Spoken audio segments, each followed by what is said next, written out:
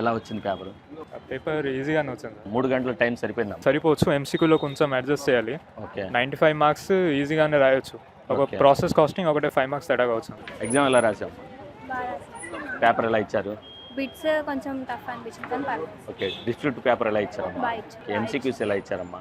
MCQs ఒక case scenario కష్టంగా మిగతా ఈజీ. యాన్ యావరేజ్ స్టూడెంట్గా ఎన్ని మార్క్స్ అటెంప్ట్ చేయగలరు? ఒక 80 వరకు attempt. ఈరోజు పేపర్ ఎలా ఇచ్చారమ్మా? చాలా డేస్ ఇచ్చారు సార్. మీరు ఎలా రాశారు? మేము 100 అటెండ్ చేసాం. ఓకే.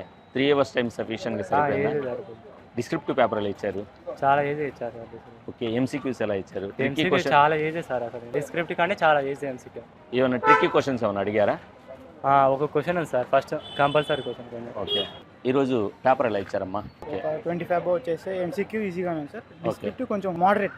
డిస్క్రిప్టివ్ పేపర్ ఎలా ఇచ్చారమ్మా? పర్లేదు, కొంచెం లెంగ్దీ అనిపిస్తుంది బట్ ఓకే. ఎంసీక్యూస్ ఎలా చాలా ఇచ్చారు? ఈజీ ఉంది. ట్రిక్కీ క్వశ్చన్స్ ఏమైనా అడిగారమ్మా? 2-3 క్వశ్చన్స్ ట్రిక్కీగానే ఓకే. ఉన్నాయి. అన్ని క్వశ్చన్స్ ఆన్సర్ చేసే విధంగా ఉన్నాయమ్మా? అన్నీ ఏం లేవు బట్ ఓకే. థియరీ కొంచెం అన్ఎక్స్పెక్టెడ్. యావరేజ్ స్టూడెంట్ ఎన్ని మార్క్స్ అటెంప్ట్ చేయగలరు? 60 to 70.